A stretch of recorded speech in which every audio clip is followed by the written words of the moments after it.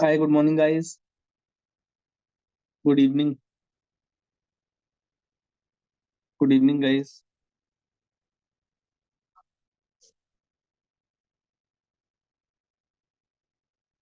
Hi, guys. Good evening. Ankit, Ashish, Jyoti, Kajal, Monica, Navneet, Roma, Santosh,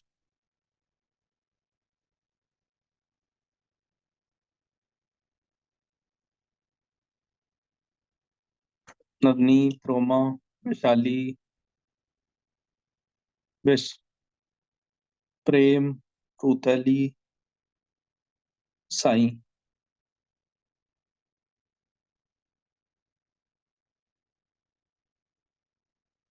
Hi, guys. Hi, good evening. Good evening, everyone. Are you all there?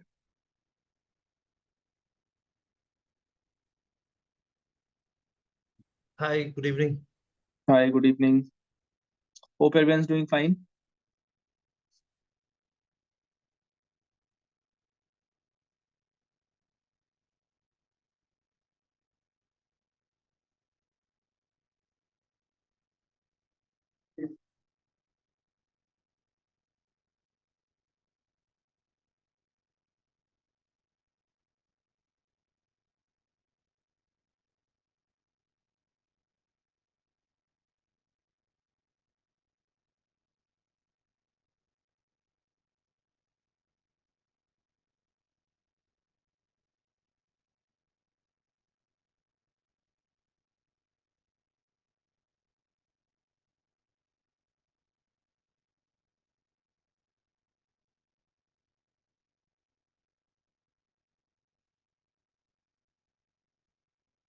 Okay, guys. Is there anyone who was not there in the yesterday's class? Anybody who was not there?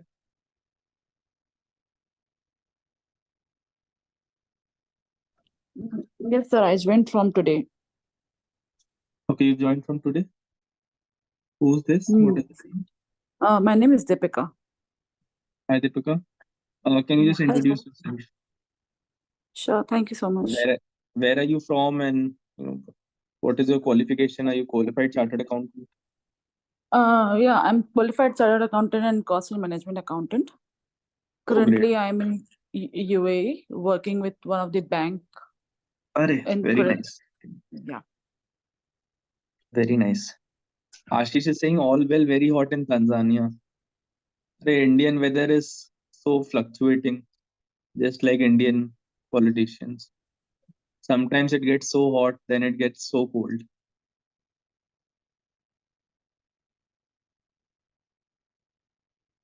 Amrita.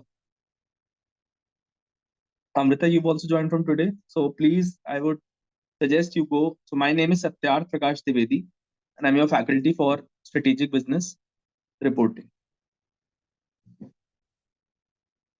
So I would just, request you guys to please go through yesterday's lecture. It was an interesting lecture, right?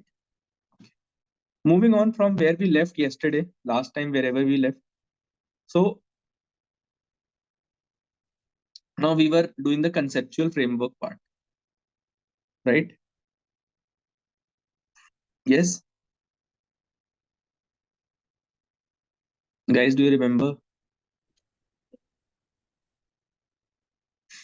Now, financial statements are a particular type of financial report. What is the purpose of these financial statements? It is to provide information to users about entities' assets, which is the economic resources. Asset is the economic resources.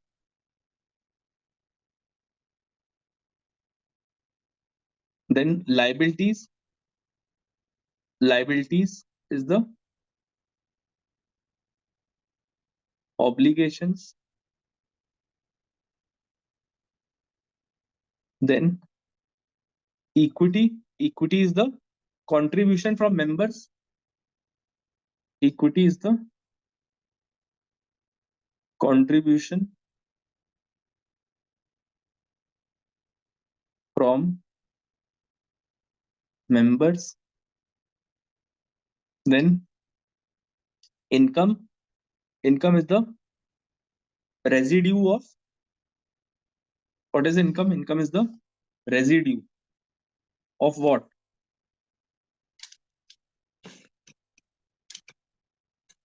Income is the residue of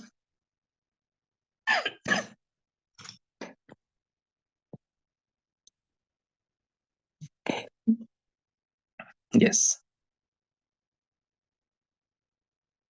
residue of, or it is the product of, but not say it's a residue, it's not a residue, it's a product of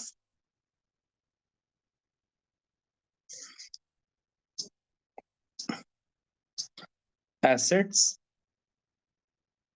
plus systems plus processes.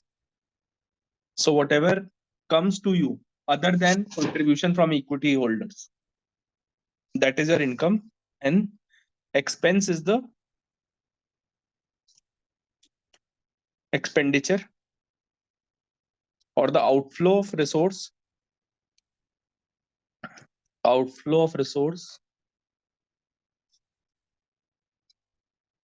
other than distributions to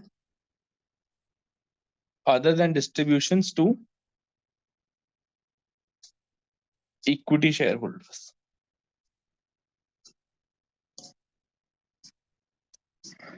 right? So this is basically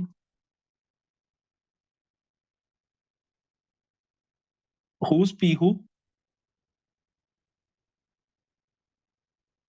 who's P who,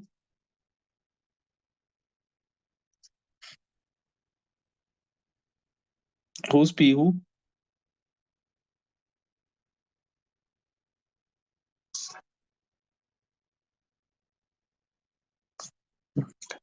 I think P who is the name of daughter because it is showing some roll number as well. So I am pretty sure it is name of the daughter. So I also have a little son, and he's what 9 months old, and he's very fond of cats. So information is provided in a statement of financial position, statement of financial performance. Statement of financial position you used to call till now as balance sheet, but in IFRS we call it as statement of financial position. Statement of financial performance is what you used to call as P&L. Then there are other statements like cash flow and notes to accounts. Anything that you want to ask? Yes.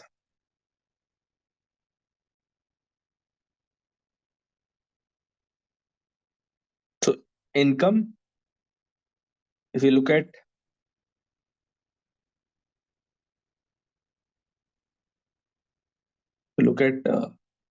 statement of financial performance, statement of financial performance, you have revenue over here, cost over here, and you have net profit. And if you look at statement of, so this is the T shape, but we don't use the T shape anymore. We use the vertical format now. So we'll do our questions in vertical format only. And then you have statement of financial position, statement of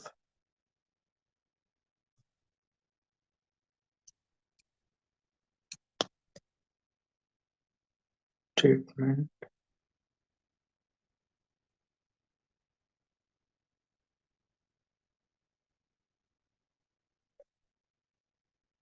performance,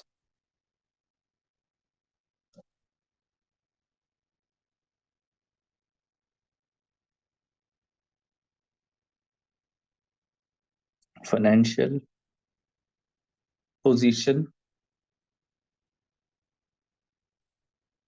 So this is assets. Over here you have liabilities plus equity, right? And like last time, you take assets, you add systems plus processes, and you generate revenue. From revenue, you spend some cost and you generate net profit, which ultimately goes to the equity. Okay. Yes. Right.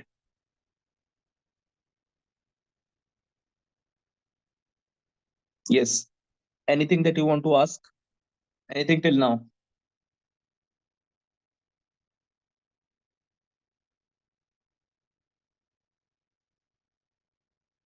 Yes. Anything that you want to ask?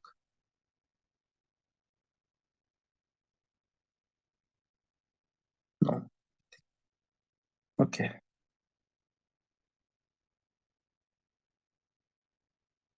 Which is the reporting entity? It is the one that is going to prepare financial statement. Okay. So if you look at whose responsibility is it for preparation of financial statement?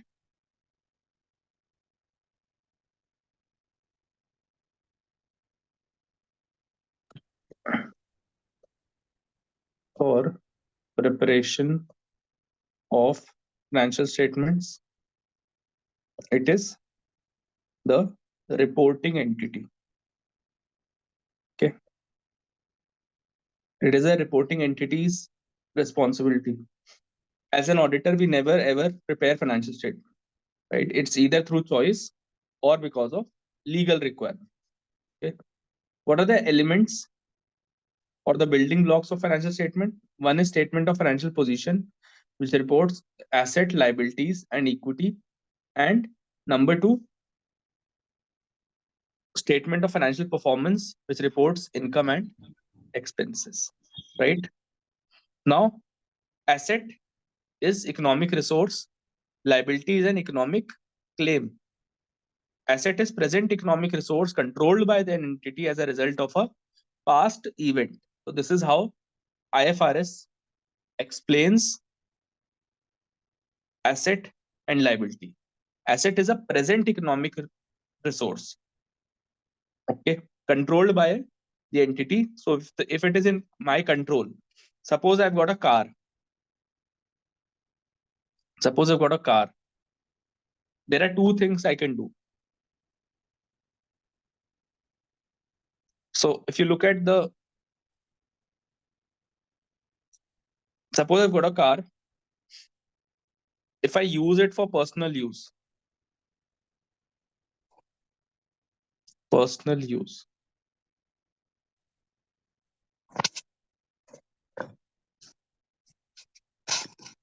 give me a minute.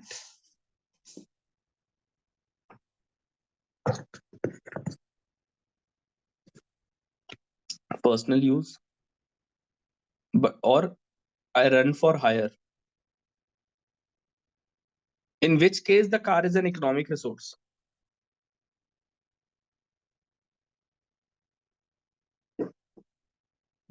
In which case is it going to generate revenue for you?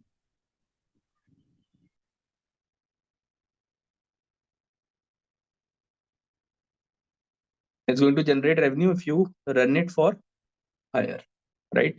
So it becomes a present economic resource controlled by the entity as a result of a past event, right? Liability is present obligation to transfer an economic resource as a result of a past event. Suppose you have a loan. Suppose you've got a loan. Is it your liability? Why, sir? It's a present obligation. Yes. And how will you end this obligation? You have to give cash. You have to give cash, right? And this loan you would have taken to purchase the car, which is a past event. Purchase of the car is past event. It's a present obligation, yes, and you have to give cash, which is an economic resource. Okay, got it? Yes, it's a present obligation of the entity to transfer economic resource as a result of past event. Equity is what? Residual interest. What is residual interest, sir? If you take total of asset minus the liability, you get equity. Give me 2 minutes. I need some water. I'm really having very bad throat today. Give me 2 minutes, please. I'll just put it in front of you. If you want, you can copy this. First of all, you can copy this and then the next one. Just give me 2 minutes. I'll get some water.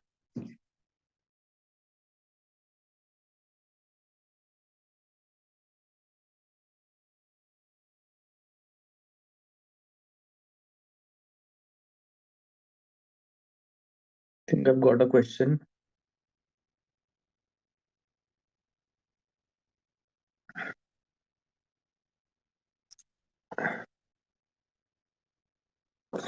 Okay.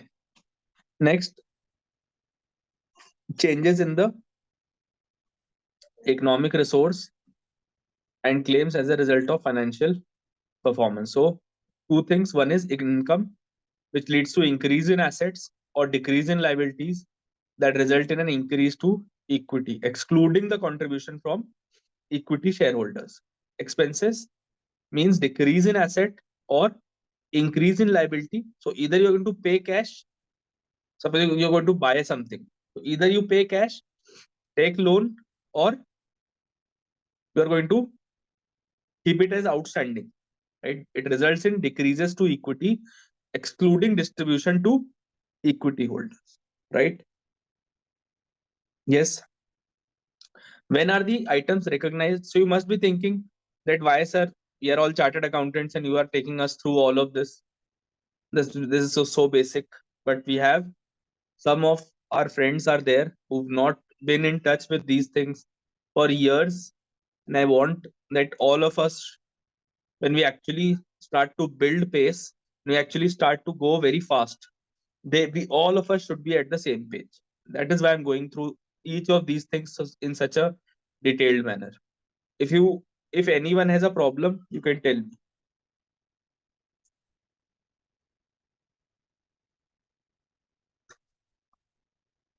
If you feel you're not understanding anything, I'm not able to tell you anything, you can please tell me. Okay. When are we going to recognize any item which is asset, liability? What is item? Item is asset, liability, income, expenses. When are we going to recognize any item? So they are recognized in financial statement if they meet the definition of one of the elements. However, not all items meeting these definitions are recognized, right? Why do they say this? That not all items that are meeting the definitions are recognized. Can someone tell me this? Yes. Can someone tell me?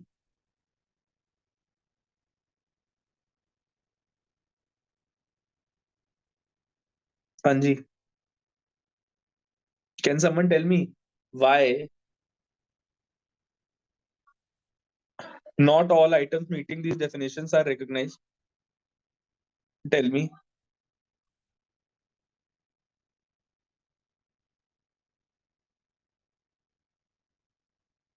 Tell me.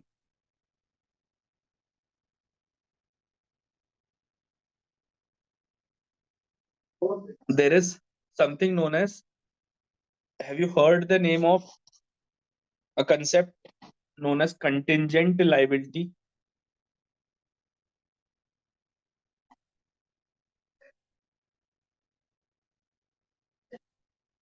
And contingent assets. Contingent assets are nowhere recognized, but contingent liabilities are not recognized in the financial statements. Rather, they are given in the notes to account. Okay. So this is exactly what they say when they say that, see, contingent liability will meet the definition of a liability. just that it's happening is dependent on a future event. Okay. Now, next, elements are recognized if recognition provides the users with useful financial information. In other words, recognition must provide relevant information, faithful representation of asset or liability, and resulting income, expense, or equity. Right. So there is two important things. One is faithful representation, faithful representation, and relevant information. Okay. So for anything to be recognized, right, if it's one of the elements which is asset, liability, income, expense, or equity, it has to provide faithful representation and relevant information. Also, it must result in income, expense, or equity movements, right? So either it should be income, or it should be expense, or it should be either an equity movement, right? Yes. Is that clear?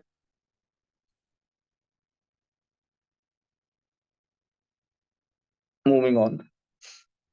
Recognition might not provide relevant information if there is uncertainty over the existence of the element, or if there is a low probability by an inflow or outflow of economic resources.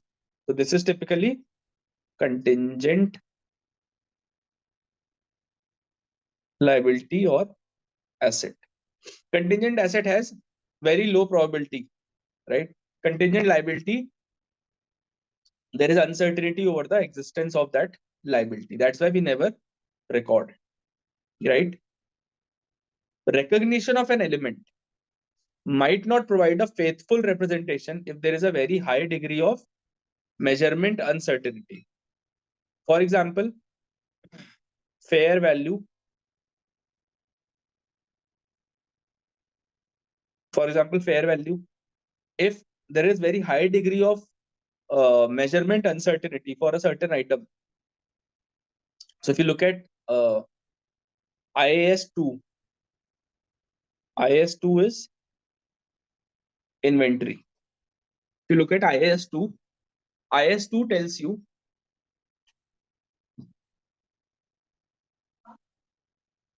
what is the rule for inventory. Let's see. You guys remember?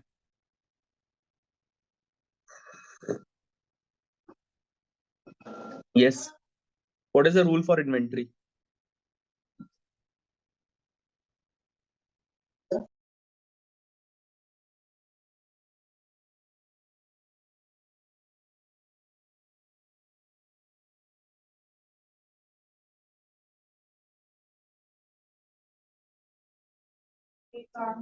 So IS2 says that absolutely correct. That inventory should be valued at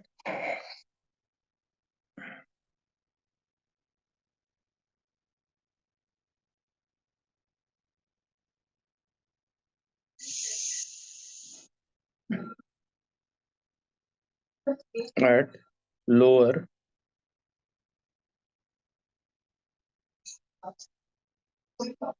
of cost or NRV. So it should be valued at lower of cost or NRV. What does this mean?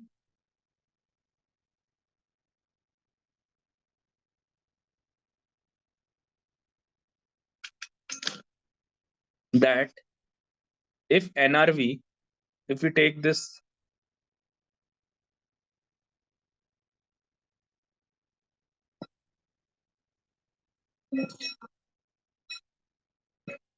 so if we take cost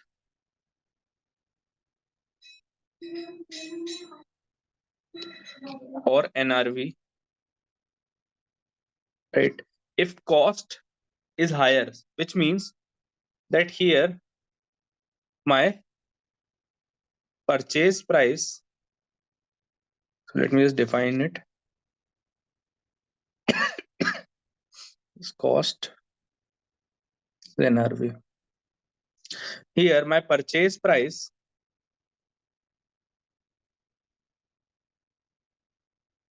is higher than sale price, expected sale price, sorry, expected sale price. And over here, the expected sale price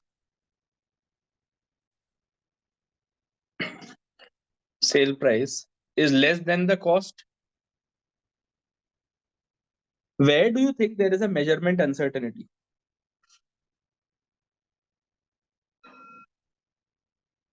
Tell me. Where do you think there's a measurement uncertainty? So in my cost over here, my cost can be measured reliably because I purchased the inventory. But if I compare it with my expected sale price, then I will not realize the same amount that I have spent. Or sometimes my expected sale price will be lesser than my cost, which means my cost is higher. That's why IS2 says that inventory should be valued at lower of cost or NRV. Got it? Yes. So this is in line with the principles of framework. Yes or no? This is in line with the principle of frameworks. Yes. Because framework says wherever there is measurement uncertainty. So over here, if you see, there is clearly measurement uncertainty in the expected sale price. Okay. Yes. Is that clear, everyone? Can I have a quick yes or no? I know I'm treating you guys like kids, but that's what my job is.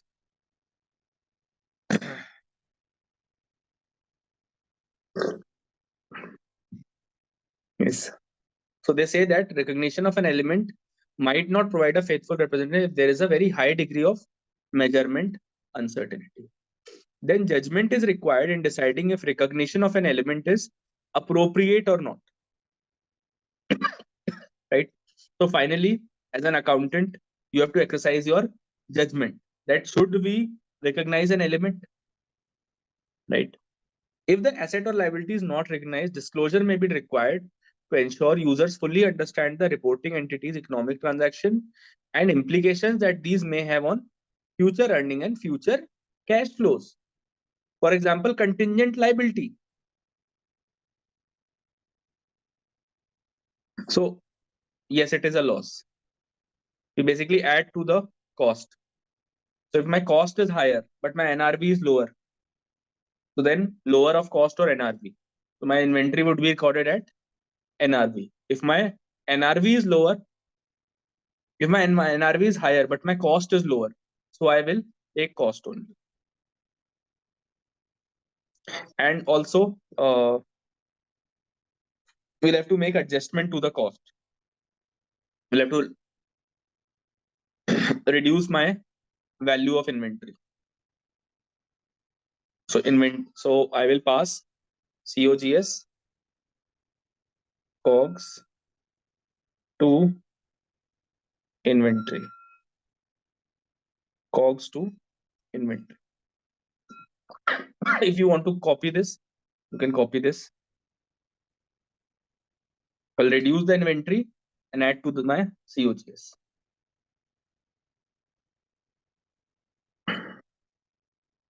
If NRV cost.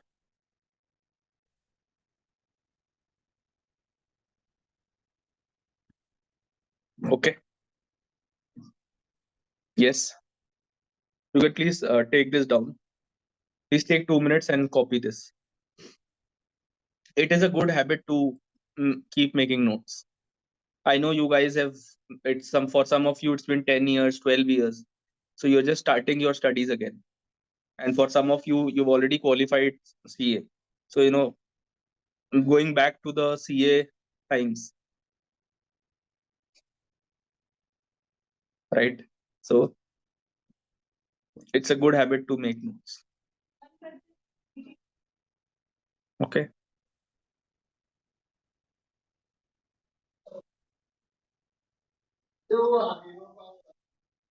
Okay. Please tell me when you're done.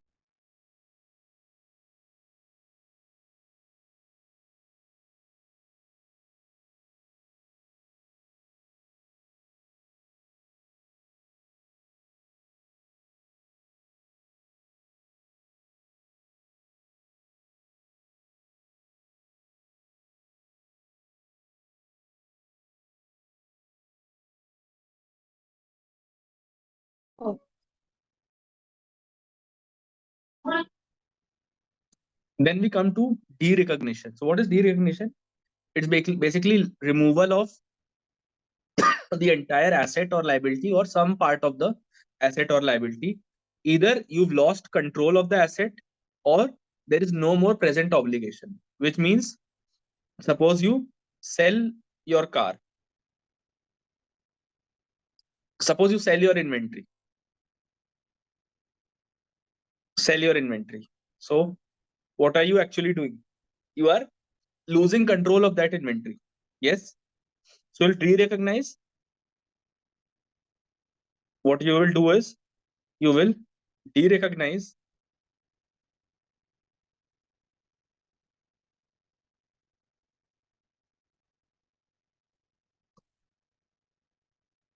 can we wait? Yes, I'll share it with you. Wait, I'll just share it in the uh,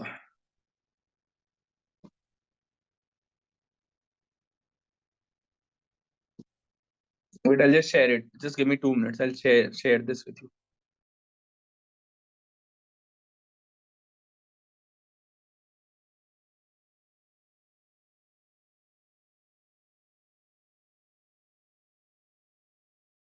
So I'm putting this in the group. Okay.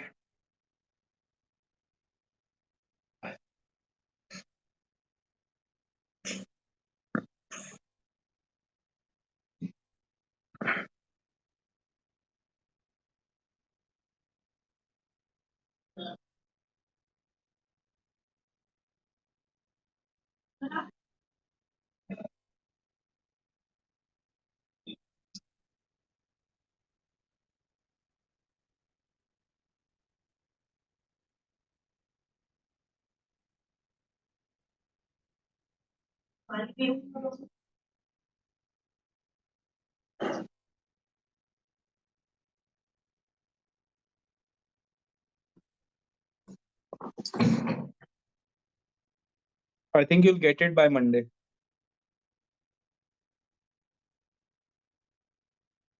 You'll get it by Monday.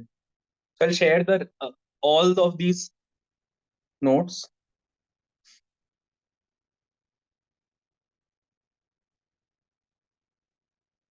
Share all the notes with you.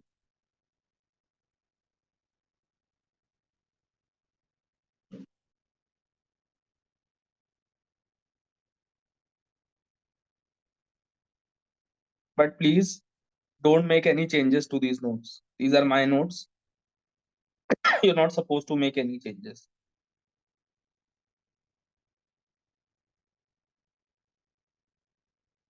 Please check in the group if everyone has received the notes.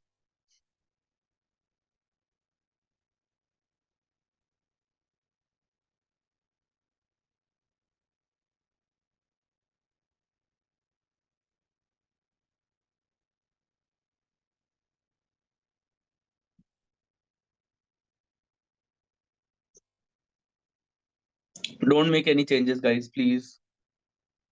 Although I'll lock it, but I'll lock the files, but please don't make any changes.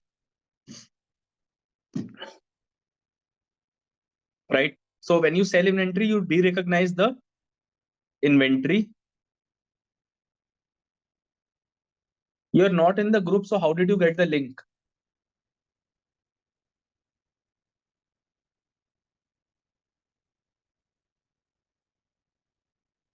De-recognize the inventory and recognize.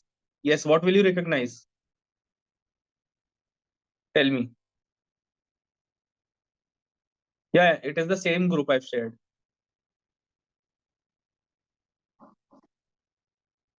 You'll de-recognize inventory and recognize what?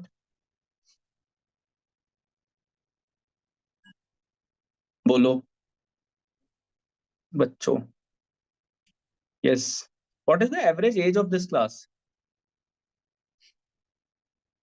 No, you'll recognize sales. Yeah.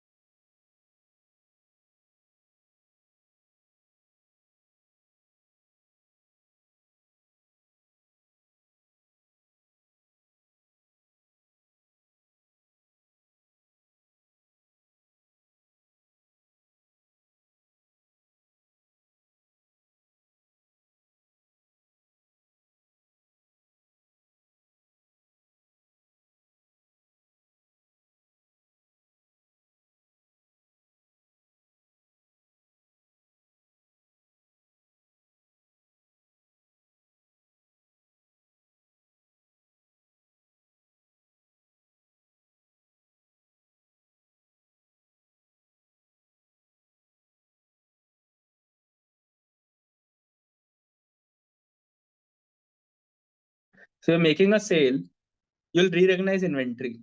Why are you saying that you'll recognize sale? What will you recognize? What is the entry for sale? So either you'll have to recognize debtor or cash. Simple, right? So you have no control over inventory now. So you de-recognize, right? Again, when you pay a supplier, then what do you do? What do you de-recognize?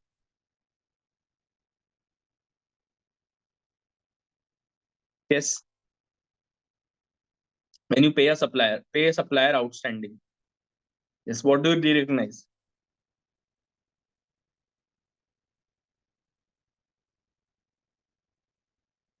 You de-recognize cash, right? As well as vendor. Because now you have no more obligation towards the vendor and you've lost control of your asset, which is the cash. Okay. Yes. Is that clear? Cash and de-recognize vendor. So both of them you will de-recognize because now you don't have control over your cash. Neither do you have any obligation towards your vendor. Okay. Please make a note so that we can move on.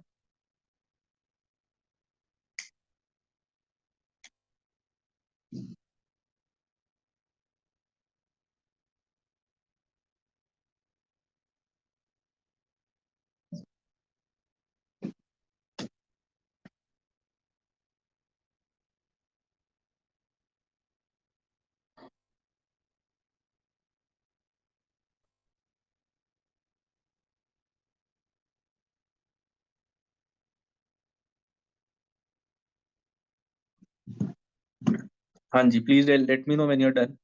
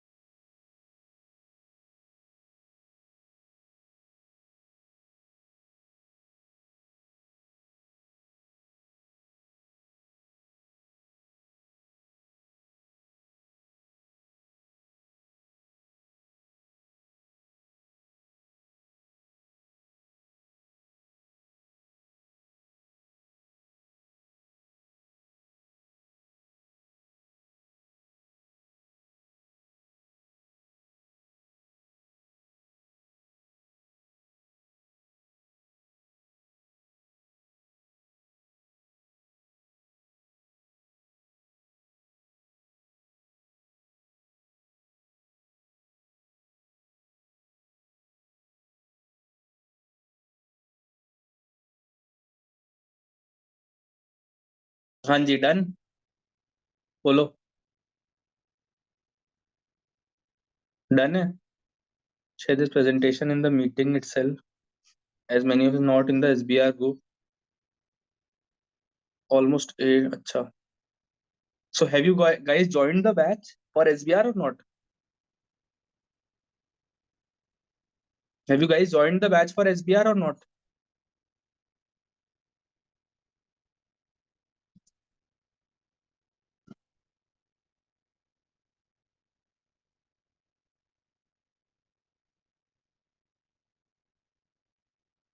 Okay, I'll tell Sandeep sir to share the PPT with everyone.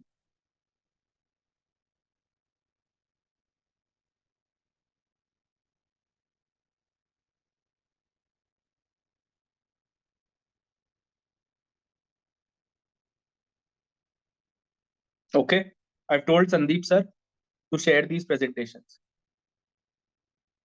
But then I'll have to convert each of them. Just convert now. You just have to download and convert.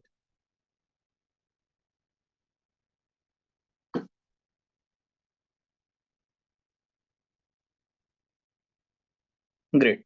Now, accounting for derecognition should faithfully represent the changes in an entity's net asset as well as any asset or liabilities that are retained. So, if you have any transferred, expired, or consumed component that is derecognized, any gain or loss that is recognized, and if there is any retained component that is also recognized. Okay. So, if you're derecognizing something, so first of all, see which asset is going on, which, so if there is a change in equity also, look at that, right? So derecognize any consumed component, expired component, transferred component. Recognize any gain or loss on that. Suppose you are selling a fixed asset. Suppose you say there's a sale of fixed asset.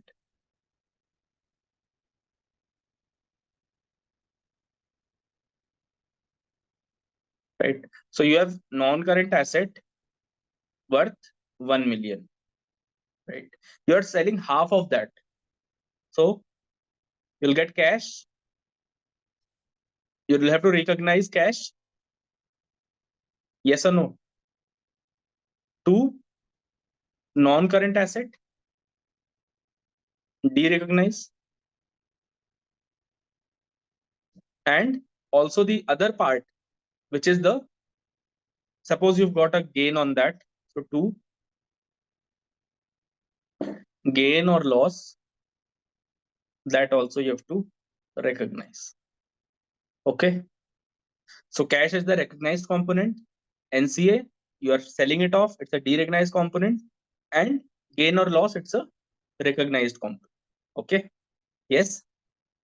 And this gain or loss goes to equity or retained earnings. Okay. ठीक है.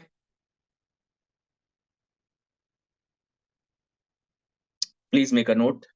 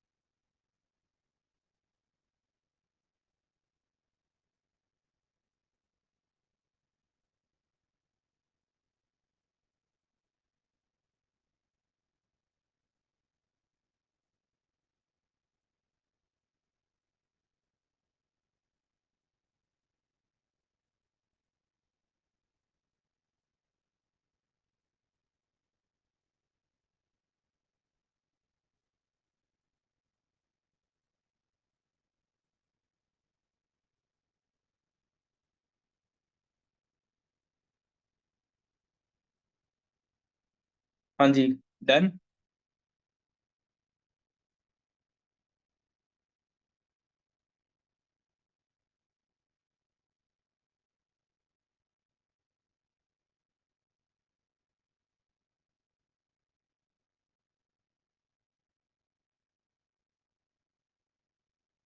हाँ जी, done है, चले, can you move on?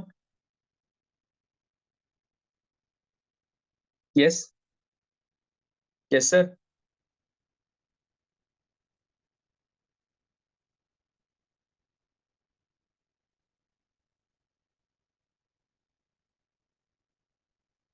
ठीक है,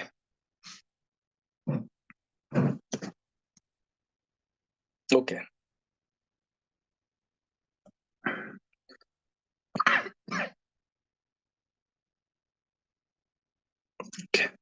When recognized in financial statements, elements must be quantified in monetary terms. You already know this, that in financial statements you have to quantify them. There are two measurement bases. One is the historical cost. Second is the current value. Current value is the fair value, value in use, or the current cost. Okay. Now, how do you select a measurement base? So, information provided to the users by measurement base must be useful. So, if you are taking up any measurement base, that measurement base, you should have a good justification of why you are taking that measurement base. For example, if you're taking historical cost, what is it that makes historical cost a better measurement base? So, for example, for non-current assets, generally a historical cost is taken, right? But IFRS also gives you the option to take non-current asset at fair value. But it says that at every reporting date, you'll have to revalue the non-current asset to its fair value. Got it? Yes. So, if you look at measurement base, I'll need a new note.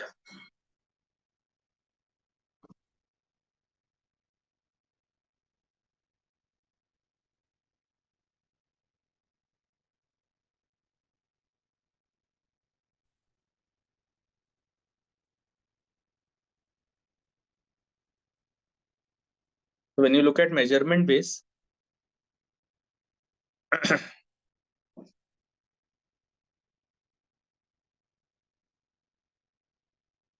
when will you get the recording? By Monday, I think.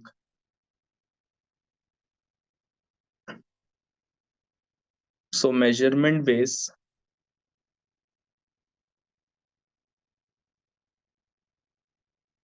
for non-current. Yes, I think by Monday, because today the staff is on leave. Only sir is working. But maybe I think VG staff is working, but the one who uploads to the portal, that person might be on leave. Okay. So I think by the next class, you'll be able to. So IFRS or IAS 16 allows, look at IAS 16, which is PPE. It talks about two methods. What are the two methods? One is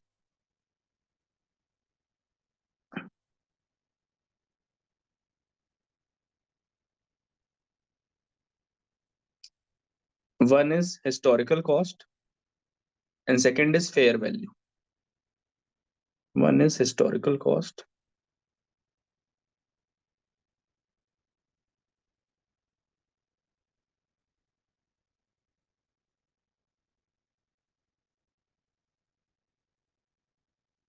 Second is fair value.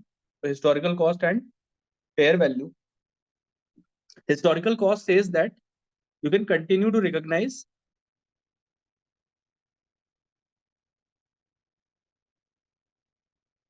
non-current asset at cost, right?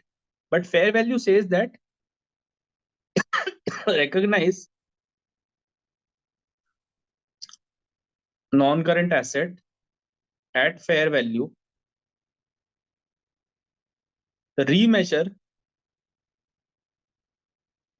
to fair value at each reporting date. So every year or every reporting date, you have to remeasure to fair value at each reporting date. If historical cost gives you a better view, suppose you've got assets which will not rise too much in value, then you use historical cost, right? You've got machinery, etc. If you've got land or you've got building which will keep rising in the value because it's at such a place, then you will use fair value, right? Please take this down.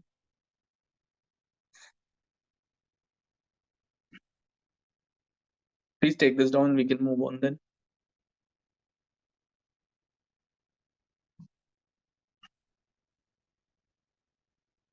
Regular intervals means at each reporting date. Whenever you are reporting, you have to remeasure to fair value.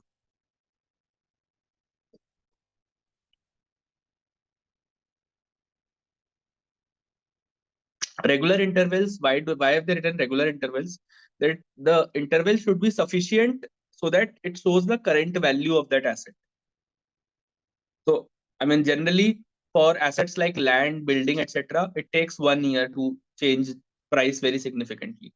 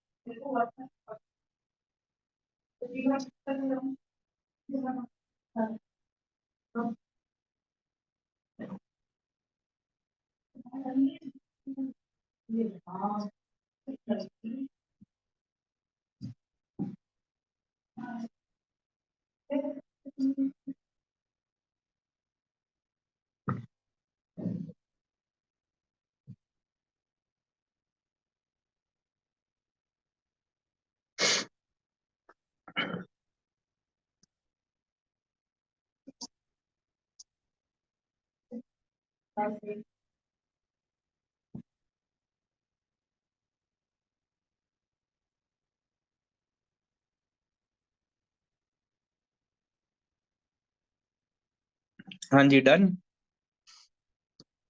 Yes, guys, done.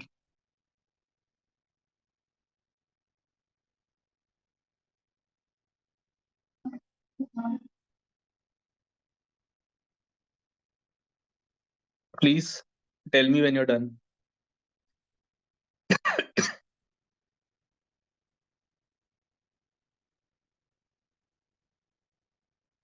When you're done noting this, please let me know.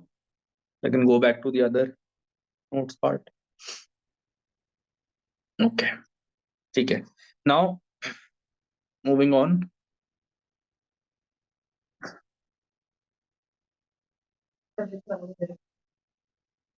Chaliye. So, information provided to users by measurement base must be useful.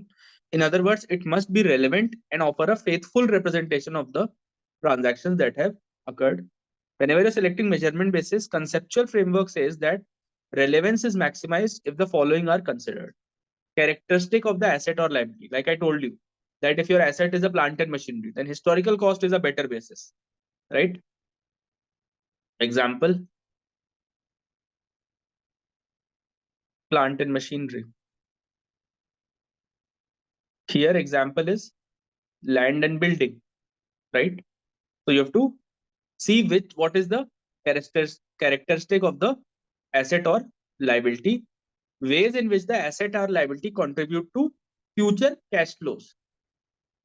Because there'll be depreciation on plant and machinery. So it makes sense to take the cost only, right?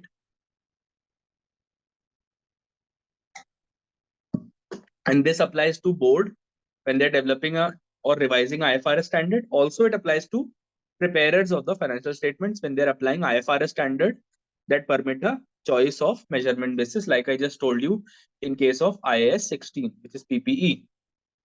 Okay. Any doubts till now?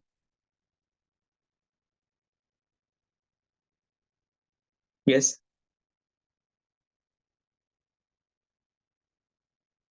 I'm so sorry. I have to keep drinking because it's warm water. My throat is really bad. Yes. Any doubts till now?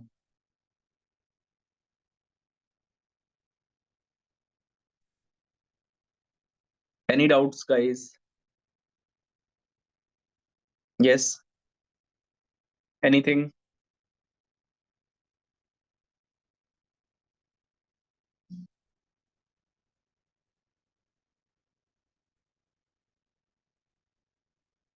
Any doubts, guys? Because we're going to take a break now for 15-20 minutes and then come back. If there's a doubt, please tell me. I'll solve it.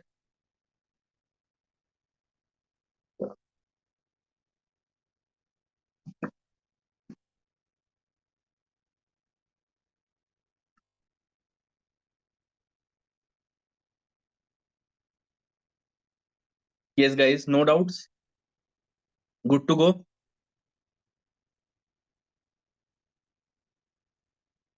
Yes. Okay, let's take a 15-20 minutes break and then be back. Okay. Thank you, guys. Yeah, I'm taking a 15-20 minutes break. Can we have a small break? I'm taking a break. Thank you, guys. 15 to 20 minutes, please. Chaliye. Can you move on? Yes. Yes, sir.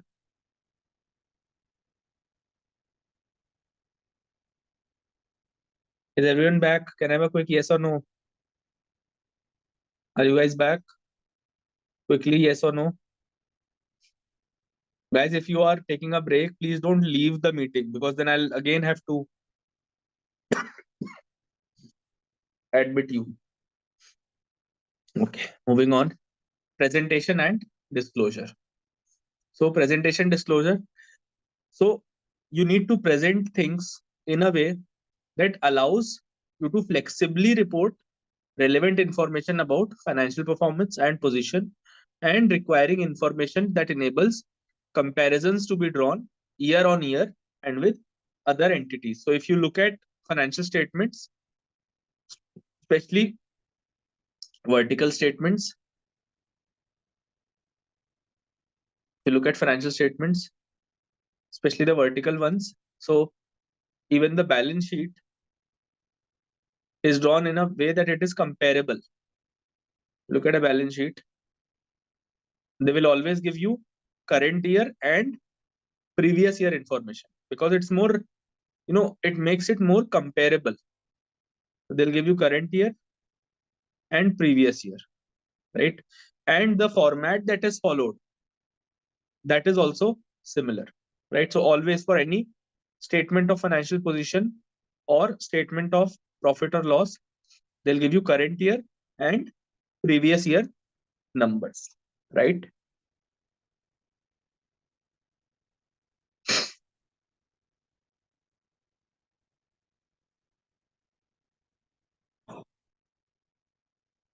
Now the board is the IASB. Whenever they talk about the board, it is the International Accounting Standards Board. The board believes that entity-specific information is more useful than standardized description. So you'll often see that now the standard description of asset, standard description of liability, all that has been removed. So they want you to give more focused information. Number two, duplication makes financial information less understandable. It makes the financial information less understandable. Classification. Classification of an asset or liability into separate components may provide relevant information if components have different characteristics. So if you look at something like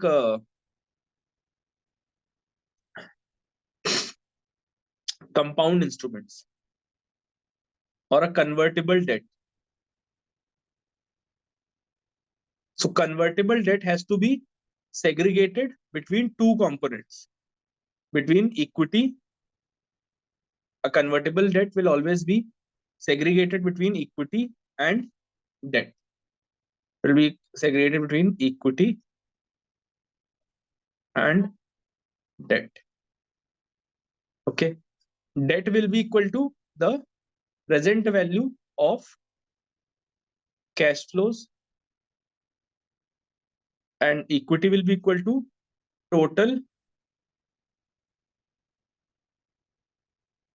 value less debt component. Okay, so that's why you have to segregate between equity and debt. So if it gives a better presentation for a convertible debt or convertible debenture, then you have to segregate.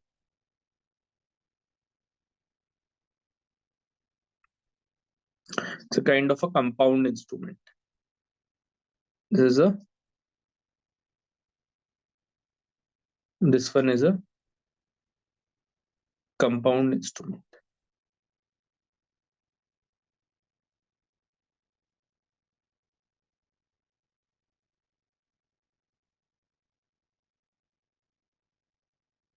Okay.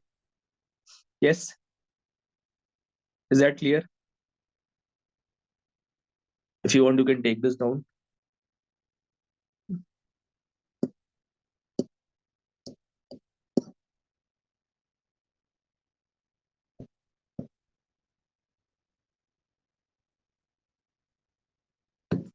Please let me know once you're done.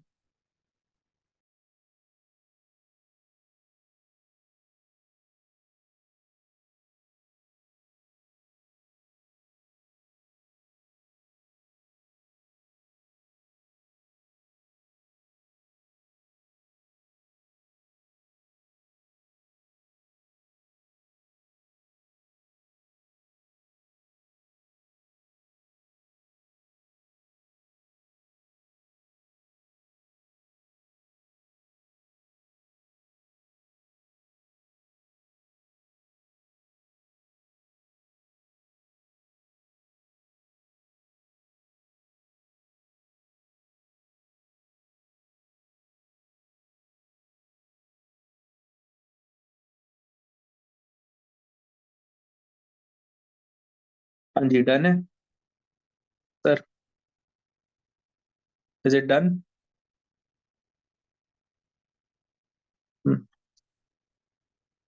I was not audible. Ashish, from where did you miss it? Ashish, beta, from where did you miss it? The beginning part, the convertible, you said debt So- is, yeah.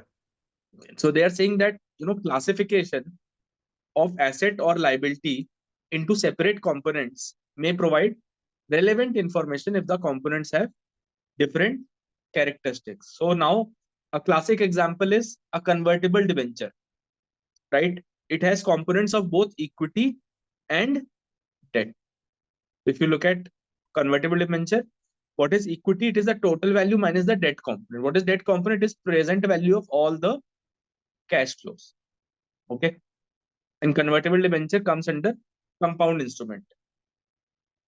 Similarly, under IFRS 9, IFRS 9, yes, IS 32, IFRS 7, and IS 9. Under these three standards, you'll have to bifurcate financial instruments between compound instrument. Beta, it's kind of a convertible debt, which means that today I'm giving you, I'll give you an example. Just let me finish with this, then I'll give you an example.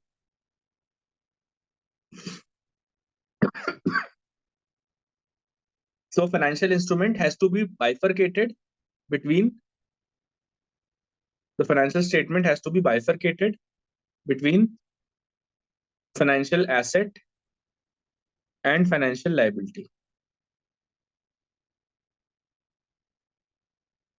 Between financial asset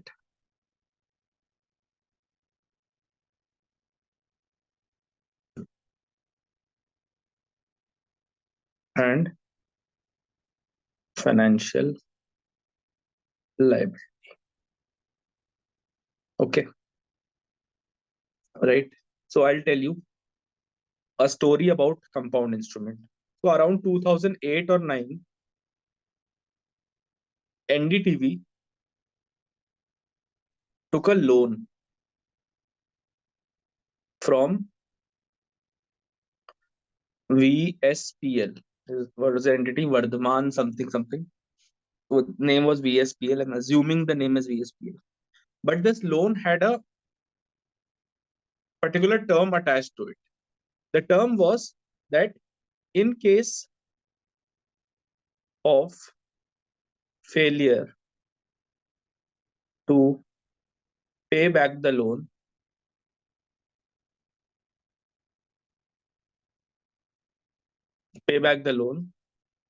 in case of failure to pay back the loan, the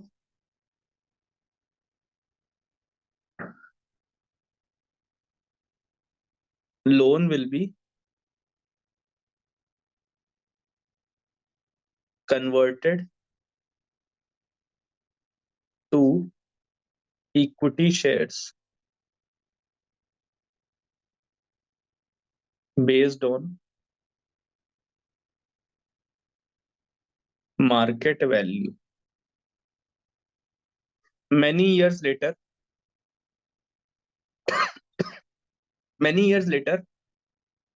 2020, I think so it was 2020 only, 2020, 21 or 22, I don't remember exactly.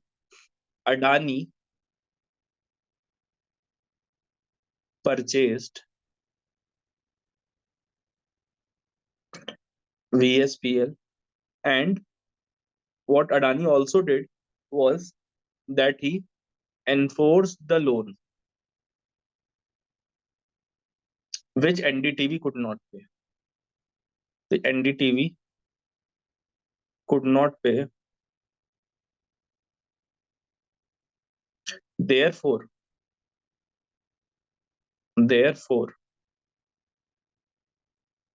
loan was converted into equity shares, and Adani Group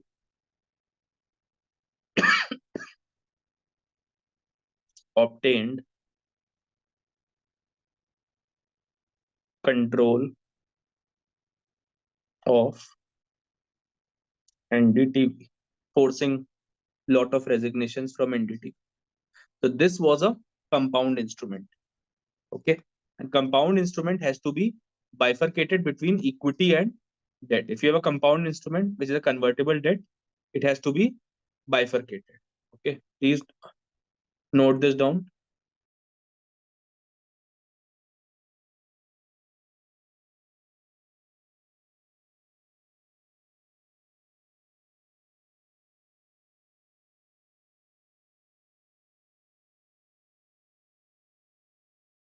Will we get the notes inclusive of these handwritten information in that as well? No, no, beta.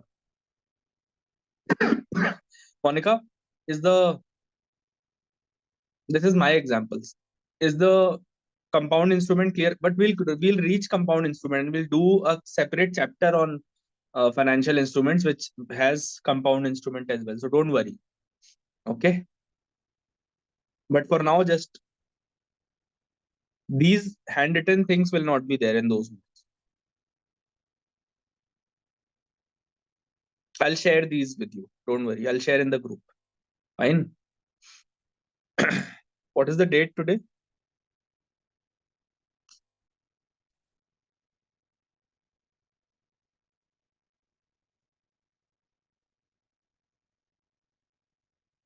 Tenth March.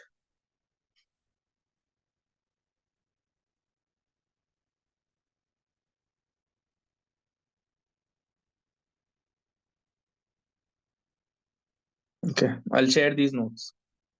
Don't worry.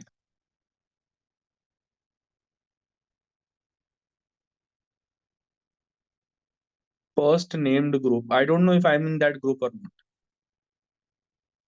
not. you are there only. But I am not there, bache. I am in the SBR group only.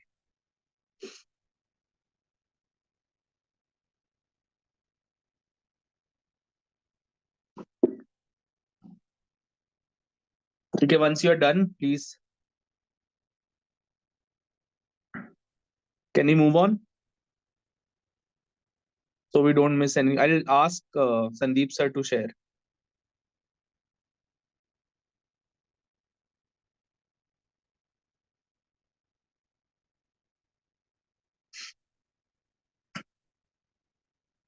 Okay. Aggregation means adding together of items that have shared characteristics. Aggregation is useful because it summarizes information that would otherwise be too detailed. However, too much aggregation obscures relevant information. For example, if you take current assets,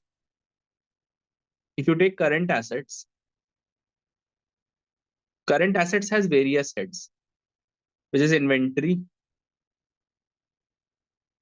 which is trade receivables,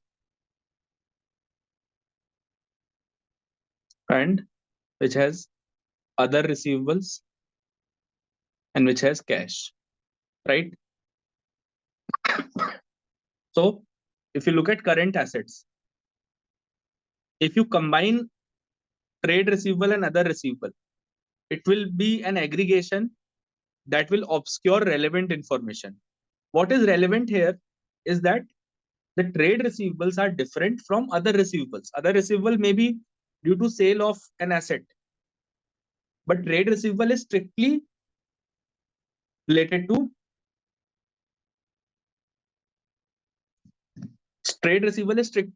your business. Okay, so that's why you aggregate all the trade receivables, but you don't aggregate trade and other receivables. Okay, right? Is that clear, everyone?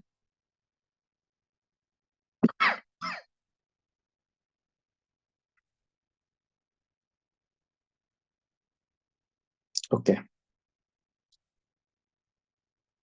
So conceptual framework states that statement of P&L is the primary source of information about an entity's financial performance, right? If you look at statement of P&L, that is your primary source. Income expenses should be normally recognized in the statement when developing or revising the standards. Board notes it might require an income or expense to be presented in OCI if it results from remeasuring an item to current value, which I told you that what is OCI? OCI is basically things that you cannot report in P&L. For example, revaluation of land, that has to go to OCI. So profit or loss provides more relevant information, or a more faithful presentation is provided of an entity's performance, which means that suppose we have revaluation of land. Revaluation of land doesn't give you any profit. It's just revaluation. So that's why revaluation of land goes to OCI. Will go to OCI and not P&L. But devaluation of land has a separate treatment. So which says that up to OCI, it will reduce from OCI. Beyond the number recorded in OCI, if there is further devaluation, it will go to P&L. Okay. For example, if you have a land worth 1 million and you revalued it to 10 million. So what you will do is land to revaluation surplus. Actually, entry will be land to OCI and OCI to revaluation surplus. So the combined entry is land to revaluation from 9 million. 9 million. Right? So when you look at 9 million, now suppose you've devalued the land and it's 700,000 now. You've devalued, this is revaluation, and you have devalued the land to 700,000. Now out of this 700,000,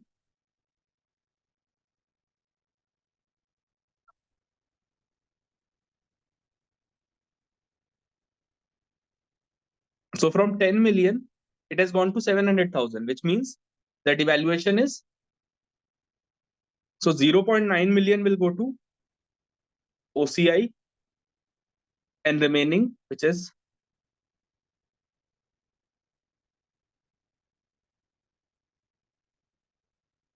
0.3 million, this will go to P&L. Okay. Yes. Is that clear?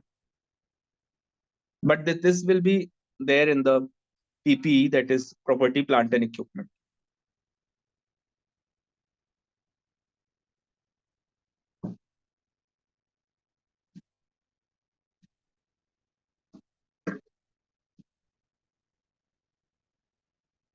Nine million.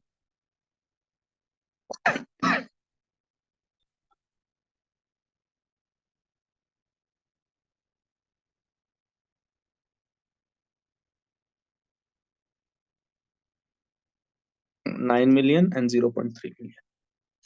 Yes, is that clear?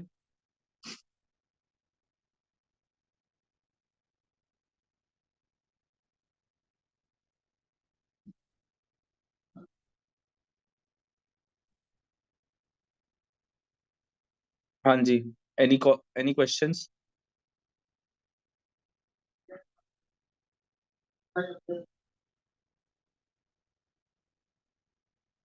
Yes. Any questions, guys, on this? Anyone who's not understood this? Monica, clear?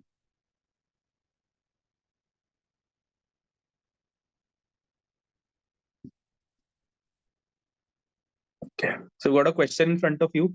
Entity A owns land and building that are accounted for using the revaluation model. At the reporting date, entity A revalued these assets from 250 million to 300 million. I-16 stipulates that 50 million gain must be recognized in OCI. So PP is not held for trading, but is instead used over more than one period to produce, supply, store, and distribute goods. Including this 50 million gain in profit or loss would not offer a faithful representation.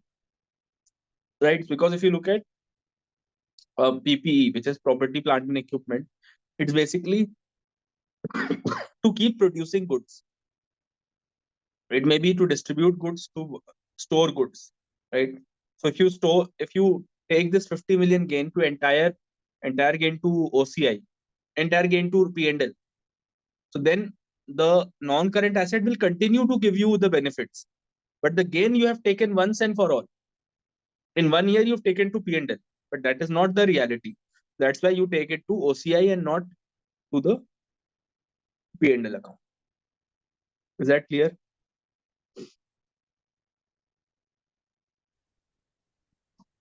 Yes. Just give me 2 minutes, guys. I'll just get some water. Till that time, if anyone has not noted this down or this, you can please note it down. If anyone has not noted this down, please, I'm giving you opportunity to do it again. I'll be back in 2 minutes.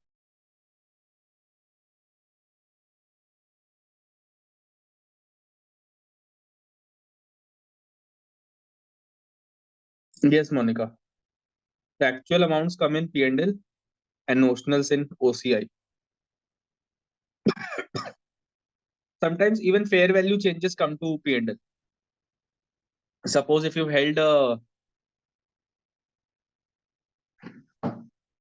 an investment for trading, if you've held a financial instrument for trading, and it is at fair value through P&L, so it will come to P&L. The fair value change will come to P&L. Because then it gives a better presentation of the actual fair value.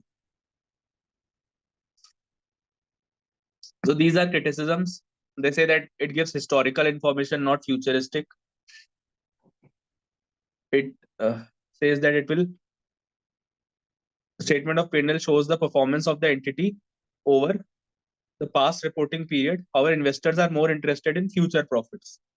Moreover, by the time financial statements are published, information presented will be several months out of date. Yes, this is a criticism. Unrecognized assets and liabilities. Company's reputation and its employees' skills play a pivotal role, but these are unpresented on the statement of financial position. So any company cannot work without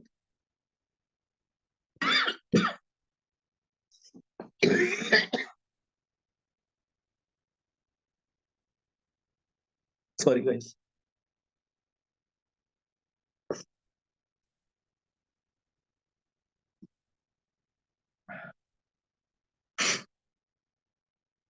So any company cannot work without its employees. The processes needs the employees to keep running. But the employees and the reputation of the company. Employees plus reputation of the company. Suppose I don't teach you well. Would you like to be taught another P-level subject by me? Yes, tell me. No, sir. Because reputation plays a big part in the continuous running of the company, right? Then clutter. So financial reports have been criticized in recent years for becoming increasingly cluttered because of extensive disclosure requirements. So they say that you're giving too much information. Disclosures can be very generic and they make it harder for the users to find relevant information. Okay. Then they say that the financials only give financial information, right? So they are not the only determinant for future success. Long-term success is also dependent on how an entity is governed, which is, so now they've come up with another type of reporting, which is integrated reporting. Have you heard of integrated reporting? How many of you have heard of integrated reporting? Yes. Which says that you give financial and non-financial information both. How well these are managed, whether its business activity is sustainable to medium long term. Financial statements prepared in accordance with IFRS say little about these areas. Then estimates. Obviously, there are estimations of useful life, depreciation rates, fair value. All of this is estimation. Our cash position of an entity can also be window dressed by delaying payments to suppliers. Then professional judgments. Financial reporting requires judgment. Judgment is required by lessors when classifying a lease as finance or an operating lease. Subjective decisions reduce comparability and increase the risk of bias. Okay.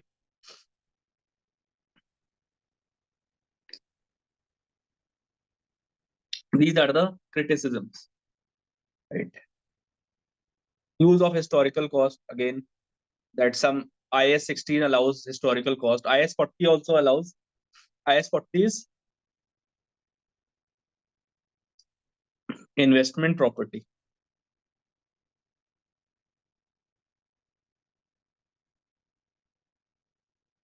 Is there anyone who became a CA before the Ind AS came?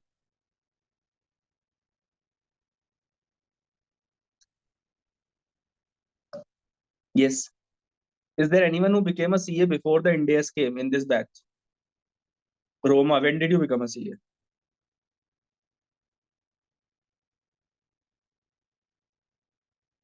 2012. So you must have, it must have been like very difficult because now everyone is following IFRS and that is Ind AS only. So everyone is following IFRS. It must be very difficult. So policy choices standards like IS 16, IS 40 allow entities to choose between cost and fair value models. Yes, CA Vaibhav Shukla also 2 for 2014. Because I studied FR long back. Then I studied again for ACCA. So that's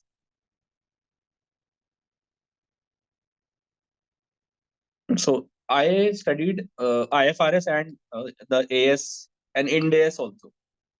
Makes it harder for investors to compare financial statements on a like for like basis. Suppose I have taken historical cost, but my competitor takes a revaluation model because there's a choice of revaluation model. It makes it harder to for the investors to compare us both because my fixed assets are at historical cost. His are at fair value. Okay. These are the some of your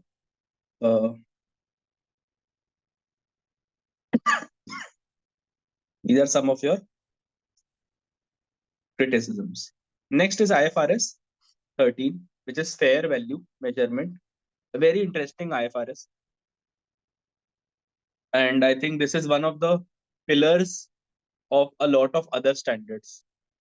It's a pillar for a lot of other standards.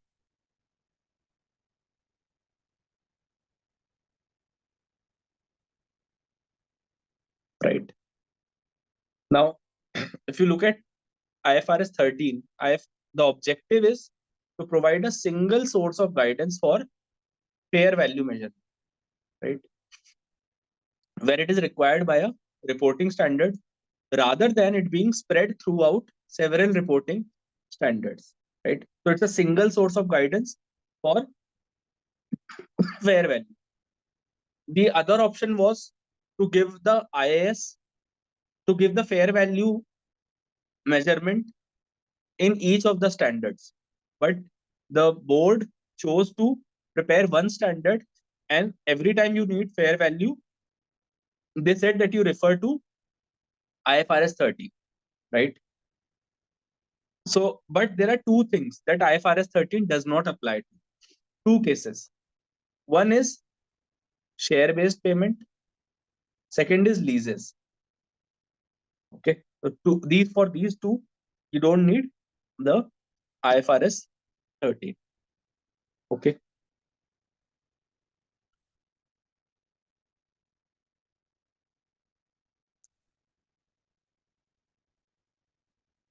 So many accounting standards require or allow items to be measured at fair value. IAS 16, which is property, plant, equipment, allows entities to measure property, plant, and equipment at fair value. IFRS 3, business combinations, which requires identifiable net assets of a subsidiary to be measured at fair value at the acquisition rate. So whenever we are finding out goodwill, so how do you find out goodwill? It's purchase fair value of purchase consideration, fair value of NCI minus fair value of identifiable net asset. So this will give you the goodwill. So to get to these fair values, you need the IFRS 13. So you can use IFRS 13 to get to these fair values. Okay. Generally, it is not fair value of NCI, but only NCI.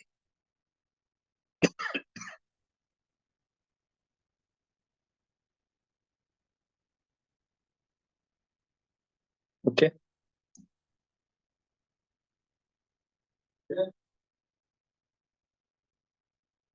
Yes. Any doubts till now?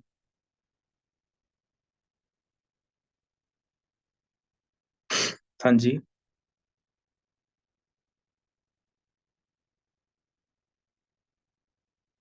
Any doubts till this point?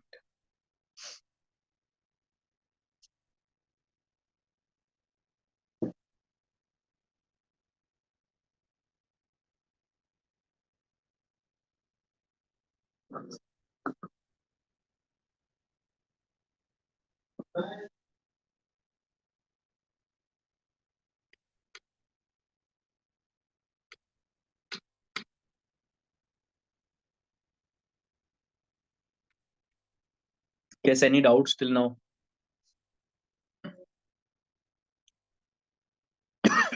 No. Okay. Okay. Now, what is a fair value? Let us understand. So basically, IFRS 13 says that fair value. So IFRS 13 says, suppose you want fair value of gold.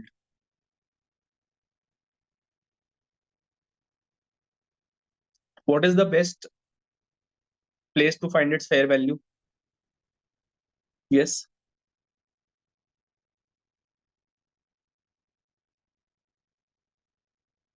What is the best place to find gold's fair value?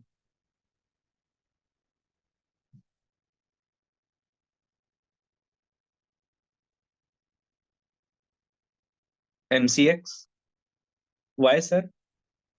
Because on an MCX, continuously there is a seller and there is a buyer. Okay. So because there is an orderly transaction between two market participants, right, which is the seller and the buyer. That's why we can refer the value of gold on MCX as fair value. Got it? And that is what the standard also says. Fair value is defined as the price that would be received to sell an asset or paid to transfer a liability in an orderly transaction between market participants at the measurement date. Right? Is that clear? So for a liability, suppose you have a debenture, a debt. Suppose you have a debt, a bond. You have a bond. What is the fair value of that bond? Yes. What is the fair value of a bond?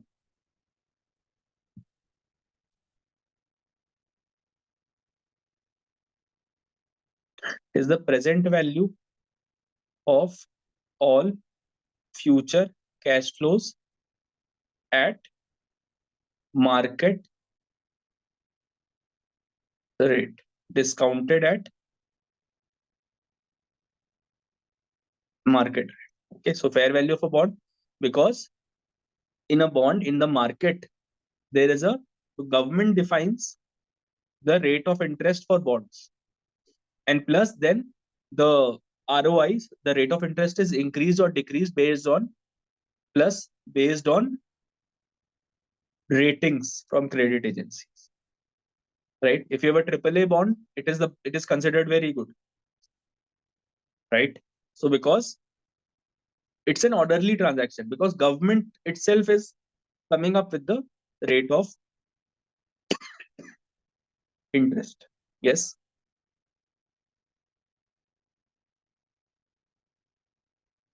Now, when you are pricing an asset or liability, you have to take in account the condition, the location, and the restrictions on the use of asset or liability.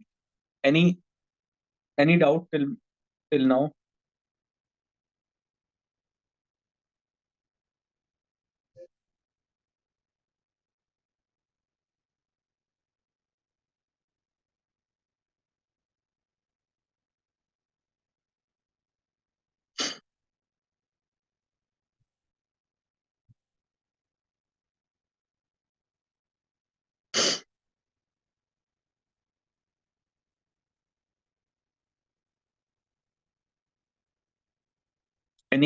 Any doubts?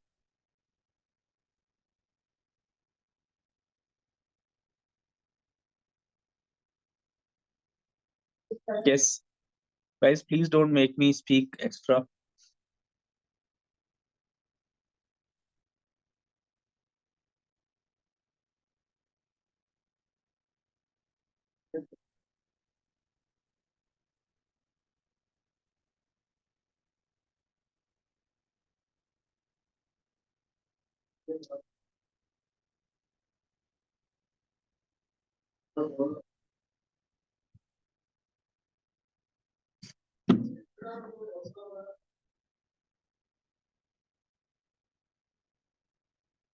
No doubts? Can you move on?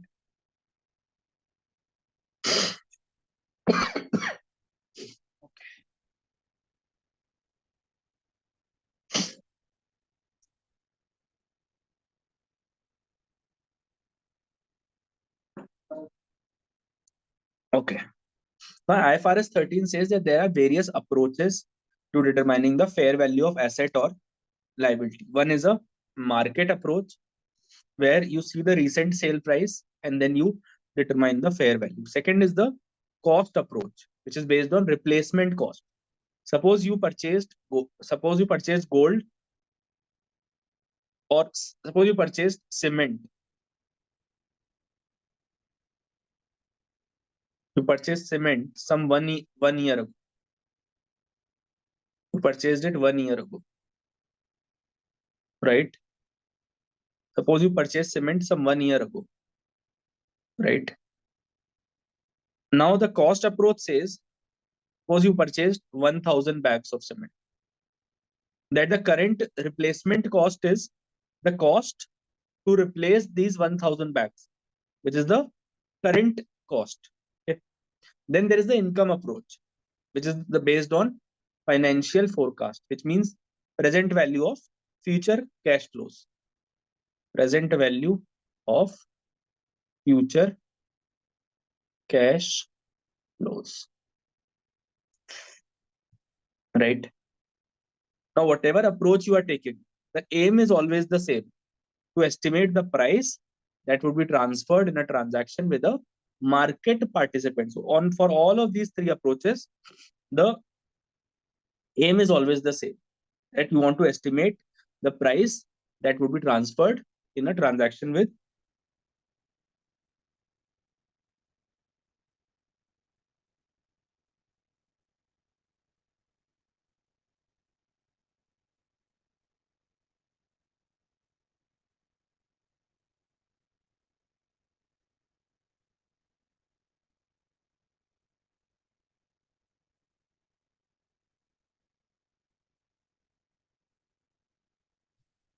now fair value is a market based measurement, not the one that is entity specific. Now, when determining price at which an asset would be sold or price paid to transfer a liability, observable data from active market should be used wherever possible, which is the level 1 input. Level 1 input is the observable data, mostly stock exchange, commodity exchange, and forex exchange or forex exchange. That is the only observable data. Active market is a market where transaction for asset or liability occur frequently. So what is better than stock exchange? Because on stock exchange, the transaction occurs very frequently, right?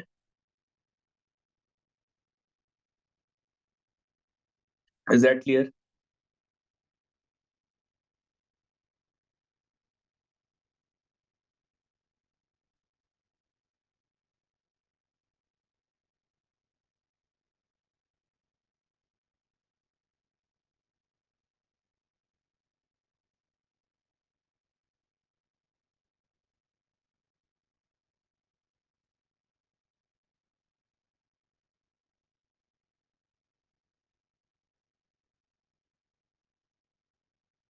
Hanji guys, is that clear?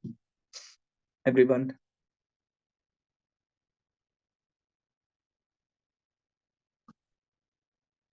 Are you guys tired? Chaliye. We'll end it here and we'll do the rest of the fair value in the next class. I hope guys you enjoyed the class. I'm so sorry for my throat. Got a real bad throat. And I'll see you next time, guys. I hope it's been a fruitful session. Thank you so much. I really enjoyed. And I'll see you next time. Till then, bye-bye. Take care. Namaskar. Bye, guys. Okay. Thanks, Monica. I will do that. Good night, Vaibhav. Thank you. Good night, guys. Good night, Ashish. Bye-bye. Bye, Ankit. Good night.